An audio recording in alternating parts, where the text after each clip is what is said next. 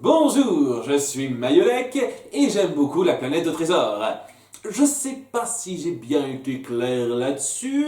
C'est un film dont j'adore l'histoire, l'ambiance, le message et surtout les personnages. En tête, Jim Hawkins qui représente parfaitement les troubles identitaires que peuvent avoir les adolescents. Un des nombreux détails autour de lui qui me plaît, c'est la façon dont son père sort de sa vie. Il ne meurt pas par un sacrifice héroïque via un accident tragique ou en s'acharnant à poursuivre un rêve.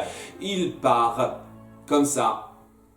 Et pour certaines personnes, ce n'est pas suffisant. Et de ce fait, on a essayé de pondre quelques théories sur l'identité de ce père absent. Parce que ça ne peut pas être juste un sale con lambda qui abandonne sa famille en appuyant ainsi à une réalité crue de la vie. Non, il faut qu'il y ait plus de signification à ça. Une théorie dit que le père de Jim serait un ingénieur de talent qui aurait officié dans l'équipage de Flint. Ça justifierait l'intérêt de Jim pour la technologie comme on le voit dès son enfance et le fait qu'il sache instinctivement comment ouvrir la carte.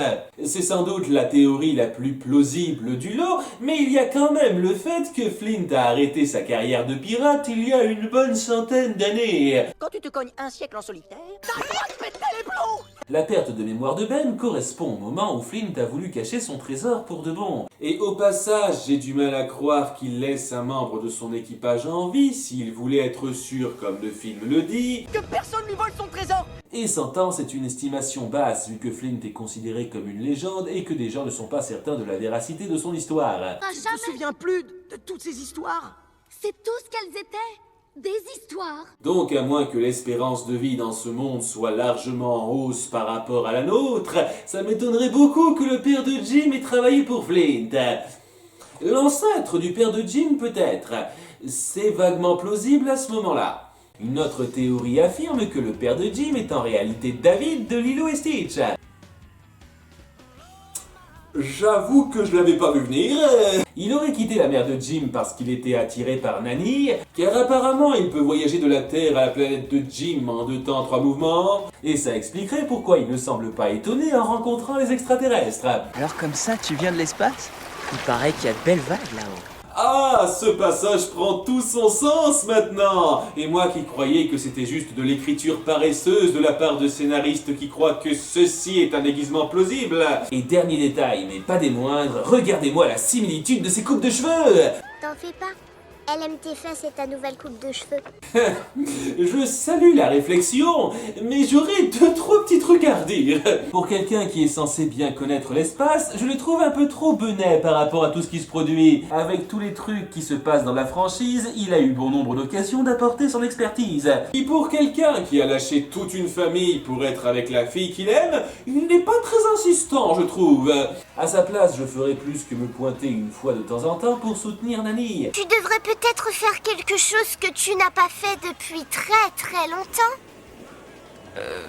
De la planche à roulettes? Et ça m'amène au dernier point. David aurait quel âge exactement? Il ne peut pas avoir le même âge que Nanny, sinon il aurait eu Jim à 10-12 ans, et on voit clairement que ce n'est pas le cas. Ce qui me fait revenir à la question de l'espérance de vie là-bas.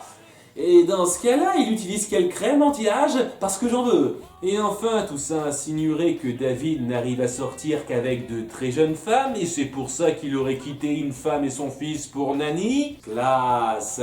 Cela étant, ce ne sont que des théories isolées. Celle qui fait le plus écho est la suivante.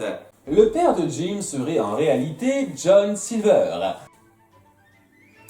Faut dire que comme aucun autre perso masculin du film n'est humain, ça laisse pas trop l'embarras du choix. Le concept de la théorie est tout bête. Silver aurait abandonné sa femme et son fils pour poursuivre son rêve de richesse, donc en gros c'est Cassim dans Aladdin 3. Si Billy Bones s'est craché chez Jim, c'est parce qu'il savait qu'il était parenté à John Silver.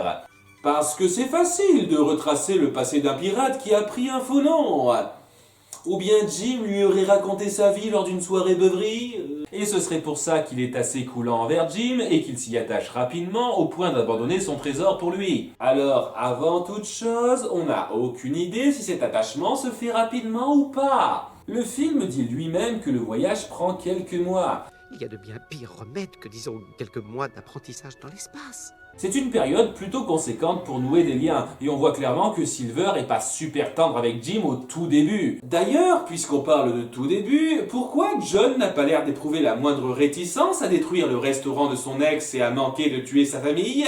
Et pour finir, il y a ce passage qui m'empêche d'y croire une seule seconde. Est-ce que ton papa t'a jamais dit qu'il faut pas te battre avec plus fort que toi? Ce n'est pas l'expression de quelqu'un qui sait qu'il parle à son fils, là. C'est à ce moment-là que le lien entre eux deux a commencé à se nouer, et pour moi, il n'y avait rien avant. Avant, Silver voulait ne pas provoquer l'esclandre pour griller sa couverture. C'est à ce moment précis qu'il commence à y avoir un début de vraie attache entre eux. Je n'aime pas cette théorie, parce qu'elle sous-entend qu'il doit y avoir un lien de sang entre deux personnes pour qu'il y ait une relation filiale forte. Et ayant grandi dans une famille recomposée, je trouve ça un poil insultant. C'est une très belle relation, née de deux personnes paumées de façon différente, mais qui arrivent à se rabibocher l'une l'autre. Il n'y a pas besoin de lien de sang pour rendre ça plus fort. Le père de Jim restera un sans nom pour moi.